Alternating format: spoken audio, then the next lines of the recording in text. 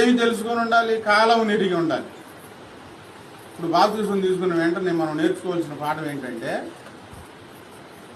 ఎప్పుడు యేసుప్రభు వారు వస్తారు, మనం ఎప్పుడు ఆయన దగ్గరికి చేరతాము, మన మరణం ఎప్పుడు వస్తుంది, అది ప్రాముఖ్యం కదా. ఎంత టైం ఉంది, ఎంత సమయం ఉంది యేసయ్యను చేరుకోవడానికి,